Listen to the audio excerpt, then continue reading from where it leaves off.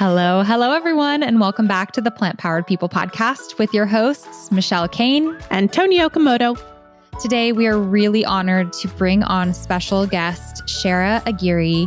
She is an entrepreneur, health enthusiast, food justice advocate, author of the book, Joyful, Delicious Vegan, Life Without Heart Disease.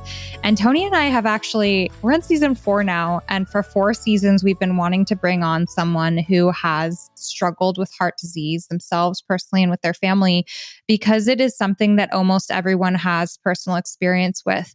The number one cause of death in the United States is heart disease. And most people, as they start to get up in their years, experience some levels of issues with arteries and just various levels of heart disease. And so we thought this was so important and are so excited to have 72-year-old shining example, Sherra, here to talk about her experience over the decades of living with, experiencing family struggle with heart disease, and then her own personal experience with hypertension, being put on medication, and ultimately choosing a plant-based diet and being a radiant, energetic, just incredibly inspiring example of health.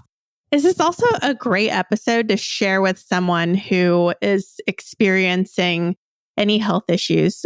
I do want to mention this is someone's experience and not medical advice. So if you are considering changing your lifestyle, do consult with your doctor. But I do find that Sherra's experience is compelling and it's so relatable. I felt myself relating to so many things that she said about her family. My family has struggled severely for quite some time with a lot of the similar struggles that her family has experienced. So I hope that you find inspiration. She's doing so many good things, whether that's getting involved in your community or reclaiming your health or just passing this episode along to someone who could benefit. Lives can be saved from Sherra's work. Hope you enjoy.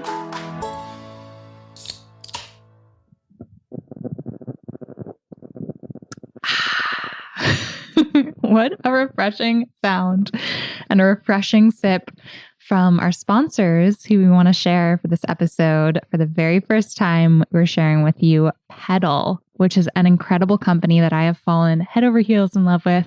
They are an organic certified sparkling beverage seltzer.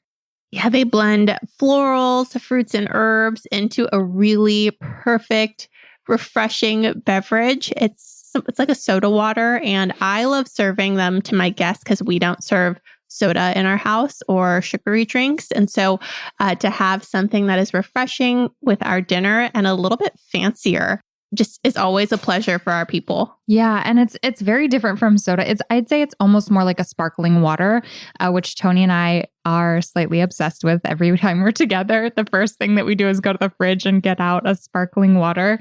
And these ones are very, very lightly sweetened with agave, and everything in it is natural. And it's just so cool seeing flavors that are different from like fruit flavors.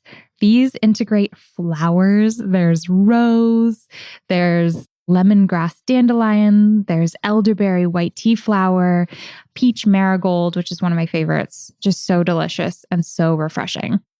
Their packaging is also really beautiful. Their whole style, if you check them out on social media or on their website and look at what they offer comprehensively, it's just so packaged perfectly. It has beautiful artwork on each can, and the cans are kind of slimmer and taller. So it's just kind of a really elegant experience as you go and treat yourself to a sparkling water, which is really nice. And their tagline is raise your vibe. So definitely check them out. You can find them on Instagram. They have a really beautiful page at Drink Pedal.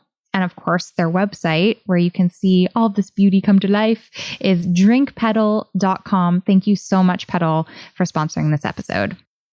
Our next sponsor is Vital Body Therapeutics, and I found out about them because I was trying to shop for my father-in-law who has everything. I did a quick Google search and I found that CBD is something that is recommended for someone who has everything. And he does sports. It was a perfect fit. So then I went on to look for companies who were reputable, who have high quality organic products, who had vegan products. and Vital Body Therapeutics came up. I sampled it, I gifted it, and I just really have loved using them myself. But we've also replenished my father-in-law's stash as well. So we highly recommend them, and you can check them out at vitalbodytherapeutics.com, VITAL bodytherapeutics.com. Thank you so much for sponsoring the show. Hi, welcome to the podcast. Well, thank you. Thank you so much for having me. Where are you calling from today? I am calling from Houston, Texas. Oh, very nice. All right. So we want to dive right in. We want to know your story. Both Michelle and I read your whole website. I've listened to other interviews, and you have such a compelling story that I feel so many people are going to resonate with in our audience. So before we go really deep, can you tell us a little bit about your upbringing and how you grew up with food and how your family ate together? Well, as I said, I live in Texas and I've always lived in Texas. So that means that we're a meat eating state. And so I ate more than my fair share of meat growing up. And of course, soul food, because Texas is part of the South and that's part of my food culture. So lots of things that weren't always the healthiest. But then there were really good food traditions also that were. So I'm drawing now and learning from all of that. So did your family grow up with fresh food? You know what? Fresh food and better quality food, actually, because my grandparents were farmers.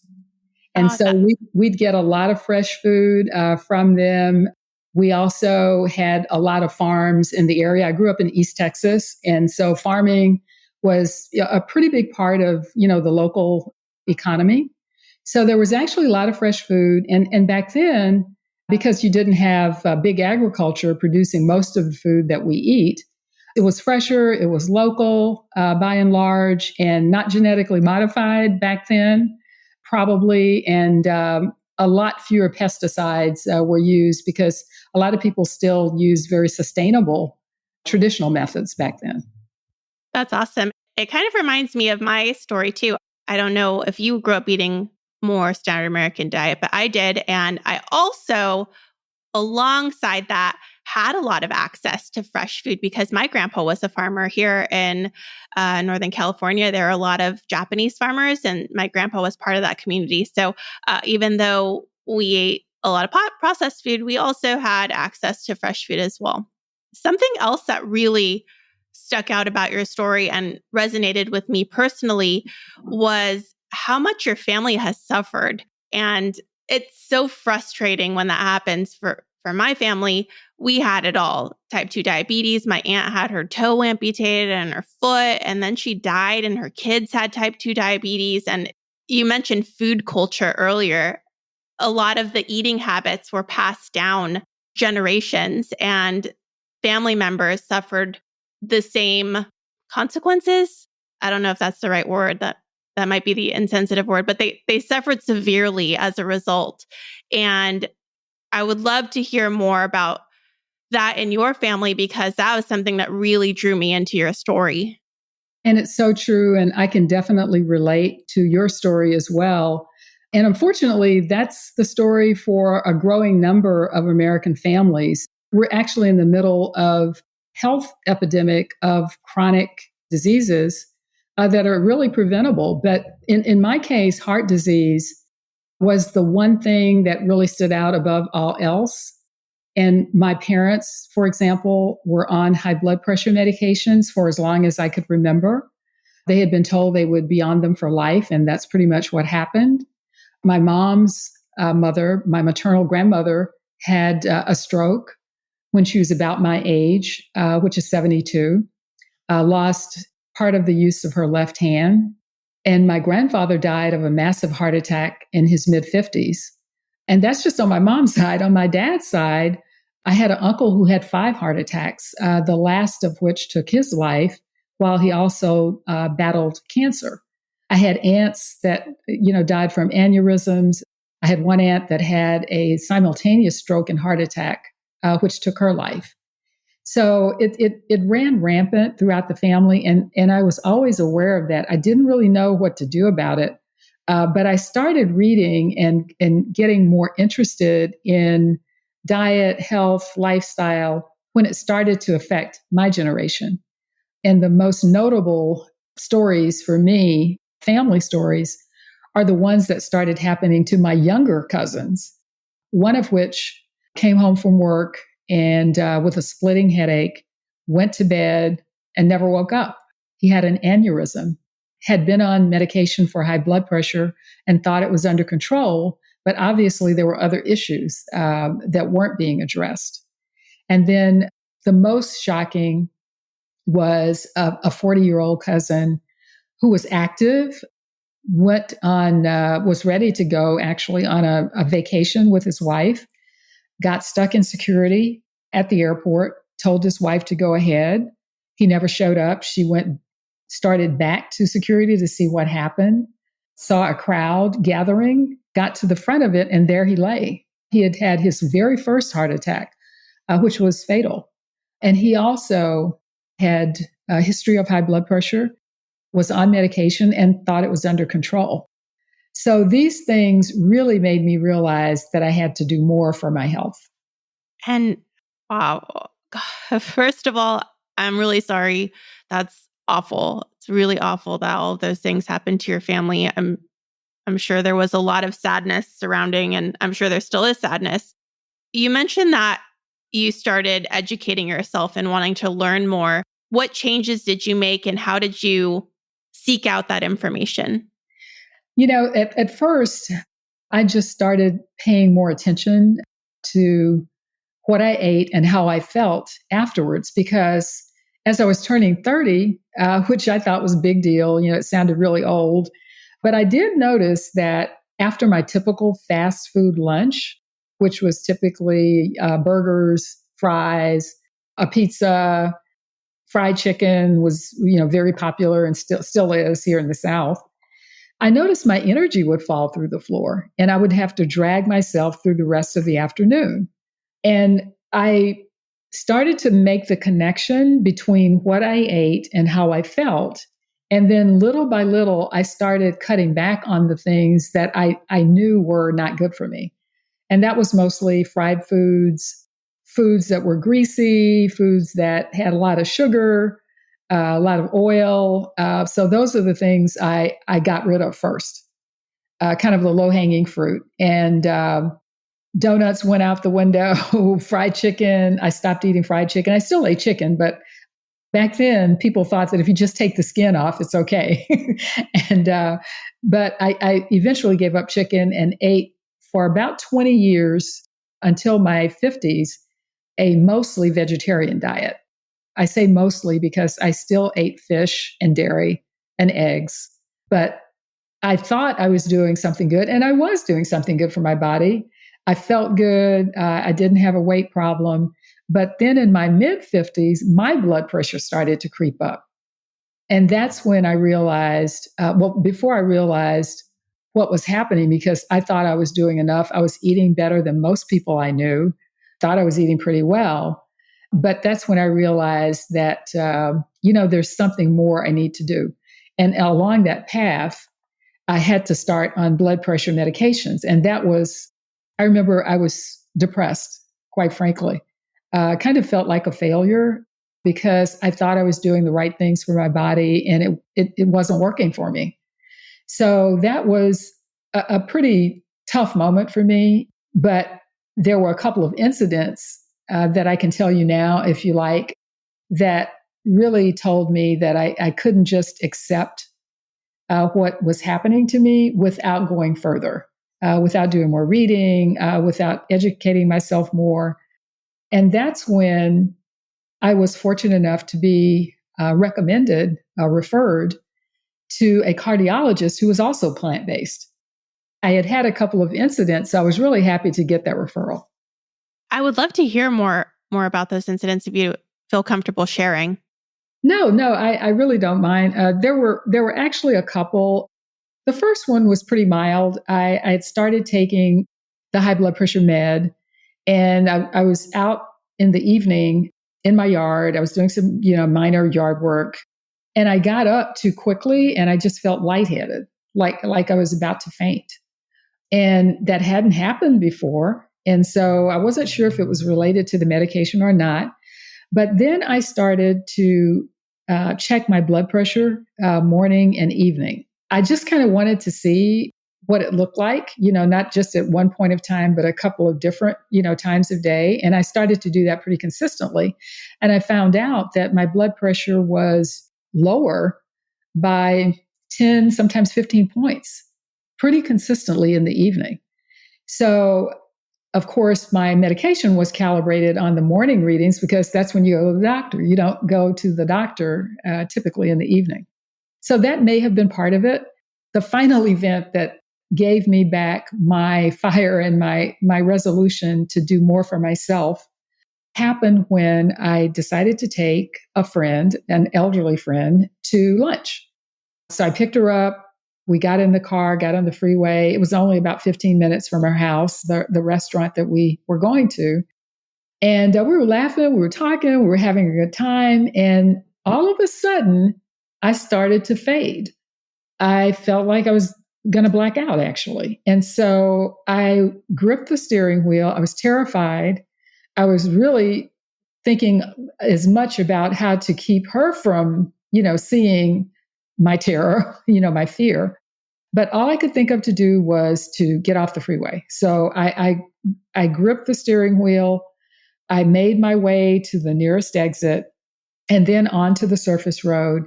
And as soon as I got on the surface road, the feeling just passed. I mean, it just passed almost like it never happened. So I wasn't about to get back on the freeway, of course. So we went on to the restaurant. It was only a couple of blocks away. We ended up having a nice lunch, made it back safely. But I will never forget that incident because to think about what could have happened, not only to me, but to my friend, let me know that I had to do more. I could not give up on my health and getting to the root cause of what my issues were with my heart health. And where did you go from there? Did you immediately seek medical attention? Well, yes. Well, I had medical attention from just my general practitioner, and that's how I got the blood pressure medication. That's when I got the referral to a cardiologist here locally in Houston, who actually is one of the pioneers in plant-based and nutritional intervention to help patients either reduce reliance on medications or eliminate them altogether. Dr. Baxter Montgomery, he's pretty well known across the country in plant-based methods of helping heart patients. Well known by people like Dr. Caldwell Esselstyn, who I began to read a lot of his work. Also, Dean Ornish, and I actually talk about both of them in the book, as well as Dr. B, as I call him, Dr. Baxter Montgomery, who also, in addition to getting me started on the vegan phase of my health journey and helping me understand that a lot of the root causes for getting the high blood pressure, even after I was eating a vegetarian diet, is that the milk and the dairy were still problematic. And I didn't know that before. Wow. You've had a series of lots of unlucky and really difficult just loss to endure. And then it sounds like you got really lucky seeing a doctor that directed you in a place that potentially almost could have saved your life. So what happened next? You had that fire lit in you to really take ownership of your health. You had resources pointing you in direction of plant-based foods, but that's very different from what you had been eating. So help us see what happens next. Well, Dr. Montgomery said to me after a few visits and all of the tests that he'd run, because he practices, traditional cardiology. So that's the same, but he has this extra component. And he said, you know what, if you really want to get off the medications, he says, you need to consider giving up all of the other animal products that you're eating. He says, you need to give up the fish. And I looked at him, and I know he had seen that look before because I could tell by his reaction that he had, because I was thinking, no way, am I going to give up my fish? And he hadn't even mentioned the dairy, the cheese, which I loved. So initially I said, no, thank you. But after I thought about it and after I really realized what was at stake, and I kept reading, and the things that I, was reading, I read a little bit about the China study and some other things. I began to see the bigger picture, that this just wasn't something that my family had experienced or just something that I'm experiencing. There's actually science out there to kind of point the way to what we can do to avoid a lot of these problems, even if we do have a family history. So I said, you know what, I'm going to do this, and I did, and it took a while. I did not get the results I was looking for quickly. Some people do. I did not, but I kept going. I had my ups and downs. I kept improving though, and that's what kept me going. I had enough positive results and feedback that I said, you know what, I'm going to keep doing this, and so. I did raw for a while. That helped. That was one of the things that Dr. Montgomery recommended. I don't eat all raw now. I don't think you have to do that, but I think for some people it definitely has a benefit. And I think raw foods have fresh foods, raw foods, fruits, vegetables, salads also have a benefit for all of us. I'm so curious because I think this is a question many people have, and I've actually done research and haven't been able to find the answer. When you say it wasn't fast, because we read so much about preventing and reversing heart disease, and Dr. Caldwell Esselstyn's book, Prevent and Reverse Heart Disease, I remember reading that left such an impact on me. And it just feels like you change the way you eat, your blood pressure drops, things happen really fast. And if you don't get those immediate results, like it's just not working for your body. But that's not so much the case. But there's not a lot out there that says how long it could take, different ways that it plays out. So I'm curious if you can give us a sense for the timeline trajectory, how that played out for you, because I think it could be helpful for other people who might be feeling discouraged. Well, yes, I'm certainly happy to share that, because one of the things that I really emphasize in the book is that listening to your body and paying attention to your body is so important, because we're all different. Just like we react to medications differently, we react to foods differently. And this is a journey. It's more of a marathon than a sprint. But the good news is that it's so encouraging when you see the results. And then you learn to really love foods that you've taken for granted before. So there's so many little victories along the way to keep us going. But it took me a while. I would say that, and I'm still on the journey. I'm still learning. I'm still paying attention to my body, certainly as I age. One of the things that made my journey a little bit longer is I had a blind spot for healthy fats. I've always loved eating. I've always, loved foods, and I loved nuts. And one of the things that slowed my progress was I realized, because I was paying attention to my body, and I was also paying attention to the foods that I ate. And I was at one point getting 50%, even though I was vegan, I was getting 50% or so of my calories from fat, albeit good fat. It was olive oil. And then when I really cut olive oil out and all processed oils out, as I learned more about what they do to the linings of our arteries, I still ate a lot of nuts. I was eating a lot of seeds. I love avocados. I love food in general, but I wasn't paying attention to how much fat I was eating. And even the FDA would even say that you don't want any more than 30% of your calories from fat. I was getting probably 50. It was healthy fat, but it was too much. So what I learned is that I really have to pay attention, not just to whether something is plant-based or not. That's my foundation. But I also have to make sure that things are in balance. So you say that your progress felt slow, but that you were encouraged the whole time. So things started feeling better that motivated you to keep going. What were some of those things that you started to notice as you changed your way of eating away from animal products and to plant products? Well, of course, the thing that got me on this path, at the age of 30, which was my energy levels, what I have been really grateful for is that my energy levels now are as good as I can ever remember them being, even at 72. And, eating lighter, eating foods that are nutrient dense as opposed to calorie, rich makes a big difference in how we feel.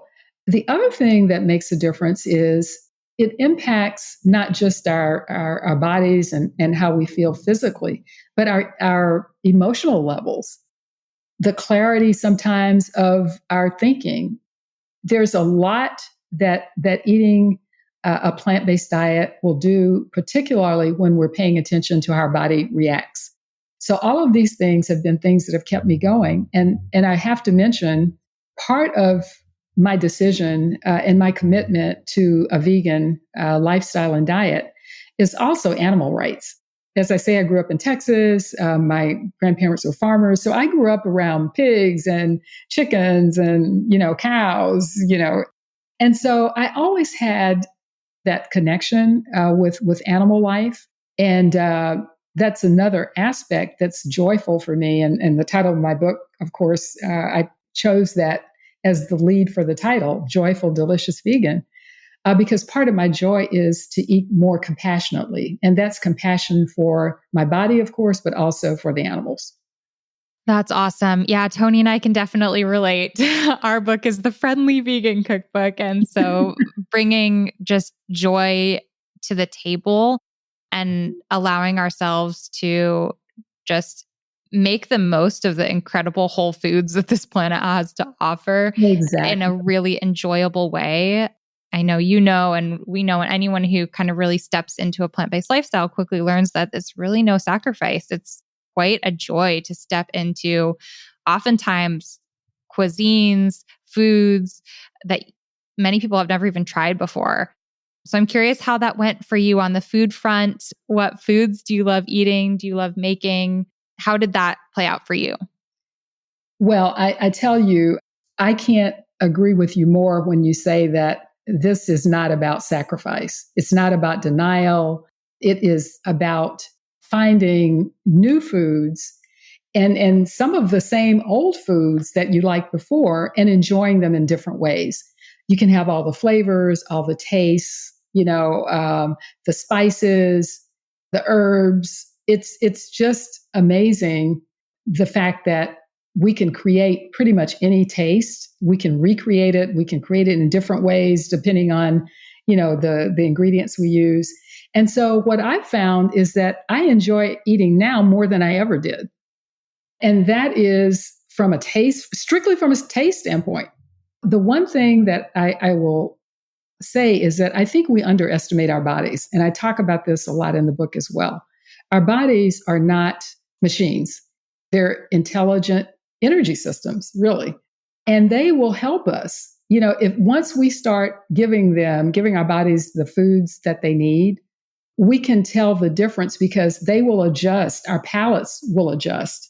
And it doesn't take long for your palate to appreciate things that are delicious and also are good for you. And you'll find pretty quickly, and that can be very quick. I mean, I remember for me, it only took a few weeks for me even before I went vegan, to adjust to low-fat milk from whole milk. And I remember after my guests left once when I bought some whole milk for them, and I didn't want to throw it out, I tried to drink it and I couldn't. So the body will help us. And you'll look back and you'll wonder, wow, I didn't know this was possible. Why didn't I do it earlier? That is a common thing for vegans to feel like, oh gosh, I wish I had tried it earlier. I wish I had learned this information sooner. I'd like to pivot to your professional and personal life. I would love to hear about how your community took in your new lifestyle and how your new lifestyle meshed with your profession, because now what you do is different than what you were doing at that time. So can you share with us, please? Oh, absolutely. You know what? It's funny.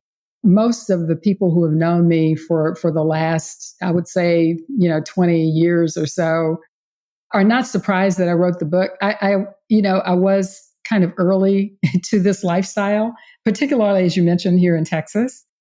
But people have been very accepting. I mean, I got teased a lot earlier. I still get teased, but I've really been so happy to see the vegan community grow and the plant-based community grow, and the general awareness is much better now than ever.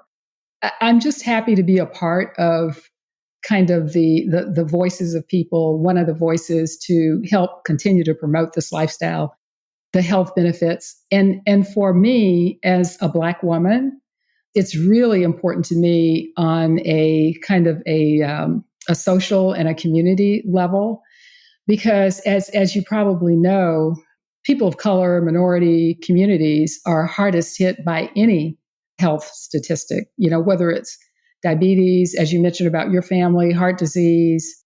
And we learned even during the pandemic with coronavirus that these underlying conditions made that more deadly.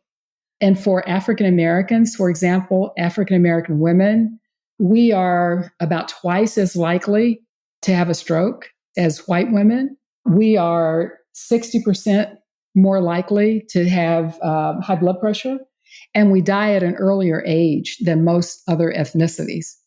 And some of these same disparities we see, of course, in Hispanic communities and Native American communities are especially hard hit. So this is a really, I think, important message and an important time for us to have discussions like this.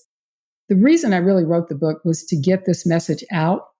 And what I'm planning to do with it is to use it for outreach, for community outreach with churches, with civic organizations, groups that, have a concern or an awareness about our health needs and disparities and want to be a part of the solution. It is so important, and it is so wonderful to have such a radiant example of health leading the way and sharing so much valuable life experience and information. And so many people are, pretty much everyone, their health is in large part a reflection of what grocery stores are near them, how their family was raised to eat, the information that's been given around health. And that just differs based on things that are nothing about an individual. And so I'll say it's encouraging now to see so many more resources and information become much more accessible than it was in the past, and seeing so much change happen. Can you speak to that a little bit? The change you're seeing in your communities, especially in Texas.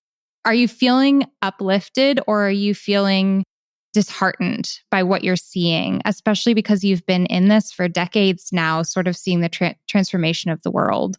Absolutely. No, I am so encouraged. And the reason is that it's personal to me in a way because of my family history, as we've talked about. Also because of the communities. I live in Houston, Texas, an urban area in the center of the city, and I'm 5 minutes, from a food desert where you would be hard pressed to find any quality fresh produce. And now, though, there are groups addressing that, because in the middle of that food desert in Third Ward, as we call this area of Houston, there's now a community garden that's been co-sponsored by Texas Southern University, which is a predominantly Black university. So, people can go there, they can get fresh food. They often donate food if they have excess to local groups, which is great. And then if I go a little bit east to a more Hispanic neighborhood on the eastern side of the city, there is Finca Tres Robles, which is a small urban farm. And I actually belong to their CSA. They have actually community supported agriculture. And so I joined, I get fresh produce every week. And they have a program where they are feeding families in that area of town, which is primarily a Latino community. And they provide food for families who can't afford fresh produce. And they've been able to expand that program because of people supporting them and buying into it. So I'm just seeing a lot. And I'm seeing a lot of young people also starting to adopt or at least try a vegan lifestyle. There are vegan restaurants, some really wonderful ones, also 5 minutes from my house. So I'm kind of in the middle of the change. I can see the way it used to be. I can see the need that's still there, but I also see great progress being made. That's great. I feel excited and inspired by you and what you're doing, and just being a fantastic model to your community, to our community. And we're so grateful to have you on the podcast. Before we go, can you tell people where they can find your book and where they can find your information online? The book is entitled Joyful, Delicious Vegan, Life Without Heart Disease. And it's can be found anywhere books are sold, online, Amazon, indie bookstores, which I like to plug those. A lot of local bookstores. I think it's important for us to support them. On my website, www.sherraaguirre.com, you'll find links to indie bookstores, to Amazon, to Barnes and Noble. So wherever you choose to buy the book, it's available. And my social media on Instagram is at Sherra Aguirre. Facebook author page, also Sherra Aguirre author. We'll make sure we put those in our show notes.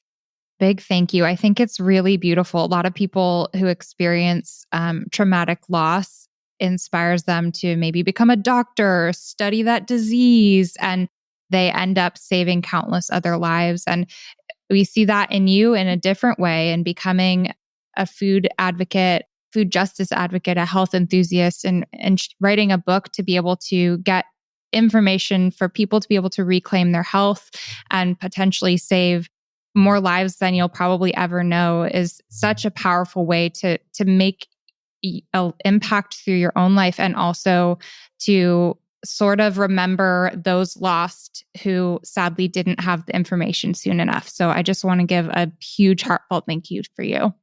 And thank you for the work that you're doing. Also, one of the reasons, Tony, that I loved your book is because it's entitled Plant-Based on a Budget, because pretty much the communities I'm really passionate about getting this information to, who have less access to healthcare, for one thing. Doing things like this on a budget is really important. They can't go to Whole Foods necessarily.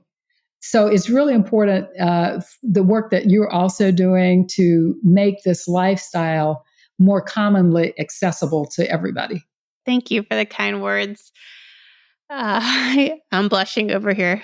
You should. We really loved talking to you. We will plug all of your resources and encourage everyone to go buy your book, check you out online, and support everything that you're doing. Thank you again for coming on the show, and we appreciate your time.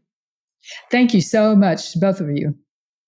Huge thank you again to our sponsors, Petal, with their sparkling botanical beverages. You can find them at drinkpetal.com, and Vital Body Therapeutics with their organic, high quality hemp CBD products, which you can find at vitalbodytherapeutics.com. Thank you again. We hope you got some takeaways from this episode. Sherra is a wealth of knowledge, and I can't wait to continue following her on her incredible journey.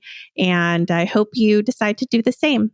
If you're looking for some more healthy inspiration, usually in the beginning of every year in our podcast, we bring on some really mega inspiring guests. So if you're hungry for more, head to plantpoweredpodcast.com and check out some of our other healthy inspiration stories there. There's one with Eric O'Gray about his journey finding health and adopting a dog and losing 150 pounds and where he is now as a runner and an athlete, and a story with Karen Brockway about type 2 diabetes. There's a lot of good stuff there.